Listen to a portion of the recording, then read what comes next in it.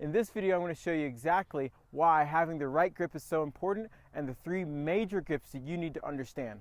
Also, I'm going to show you a little sneaking trick you can use against your opponent by knowing their grip and understanding how you can use their grip against them. So stay tuned.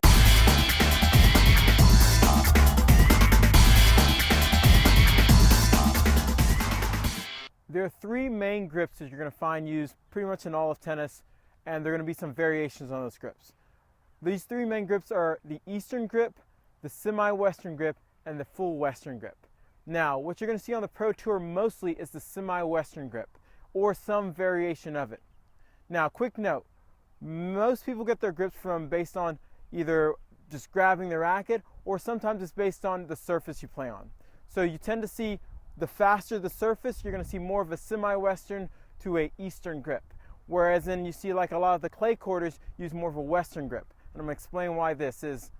The first grip we're going to talk about is the Eastern forehand grip. The Eastern forehand grip is we're going to take this part of our pad and we're going to put it along this part of the racket. It's right behind the racket. Now, the pros of the Eastern forehand grip are that you don't have to make a big grip change. If you notice from here to a ready position or a continental grip, I'm going to just shift it over a little bit. Now, the other pro is it's great for balls that are lower in the strike zone.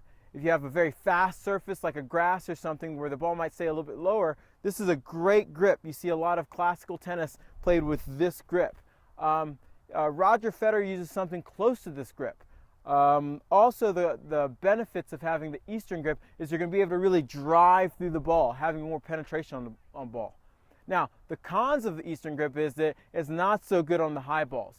You know, this is one thing where you see a person with the Eastern grip trying to really struggle to get that ball. The other con is that it's harder to put spin on the ball. Since we're not using as much rotation in our forearm, it's a little bit harder to leverage the racket this way. The second grip we're going to talk about is the semi-Western grip. This is where we take that same pad and we're going to shift it over slightly under the racket. If you notice, the angle of the racket's a little bit more. So, first of all, there's a little bit bigger grip change. Now, the pros of the semi-Western grip, which is the grip you're going to see on TV used by most of the pros, is that you can get a lot of spin and you can get a lot of penetration. You can do both, drive and penetrate the ball. Now, the other kind of pro and con, or the pros of it, is that our strike zone. I can take a ball fairly low in my strike zone or a little bit higher. It has a little bit bigger strike zone. Now, the cons are, on the extreme side, it's still hard to take a ball this low and it's still hard to take a ball that's extremely high, but you still have a bigger strike zone. The other kind of con that I mentioned before is that you're going to have a little bit bigger grip change. Now, the final grip we're going to talk about is the Western grip. Now, you don't see that many pros use it, or you see the pros use something closer to it. This is the grip they thought Nadal used a little bit more of. He uses kind of extreme semi-Western. But the Western grip is where you take that same pad and now you're on the side of the racket. It's almost like a frying pan, okay? This grip is great for producing a lot of top spin. You can really brush through the ball. But the downside is you're not going to be able to drive through the ball as much. Also, this grip is great when you have to hit the ball high above your shoulders. This is why you see a lot of clay courters or players that play on slower surfaces where the ball bounces up. They can handle this ball a lot better. Again, the con, you have a big grip change, which is going to take more time. Also, the con is that on the low balls, you're going to have a lot more trouble. Now, with all these grips, you're going to have slightly different finishes, and this is important to understand too. So, I know we talked about having certain forehand finishes, but it's really important that it's going to be based on, 1, the situation you're in and what type of ball you're trying to hit, and 2, the type of grip you have.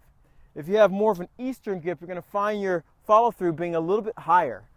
And as you work your way down to a semi-Western grip, your follow-through might be a little bit lower. And then finally, that Western grip, you're going to follow through is a little bit lower. Now, again, this is going to be based on the type of ball you want to hit and the grip you use. Now, let's get back to that second secret that I want to tell you. Now that you understand the pros and the cons of each grip, understand that when you're playing a match, you want to know or have a good idea of what kind of grip your opponent has. If I know my opponent has a Western grip, I'm going to really try to pressure them and maybe come in off of slices because I know they're going to have trouble at low balls. I'm going to probably try to avoid hitting balls up here where they can generate a lot of spin, and maybe if I have like a semi-Western grip, I'm not going to want that. By knowing your opponent's grip, you can use it against them. If you know your opponent has a Eastern grip, you can try to hit balls above their shoulder and make them have to deal with balls above their shoulder.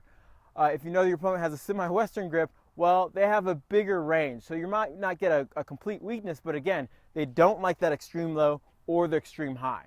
Either way, having a little bit better understanding of these grips will help you develop a better game plan. So if you like this video, make sure you leave a comment and tell me exactly how you can use this to make your game better.